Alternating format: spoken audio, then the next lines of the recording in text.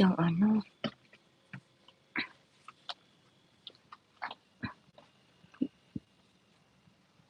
Ang ganda.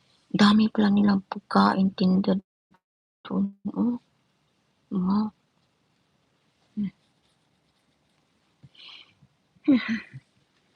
Sarap naman ng ano diyan.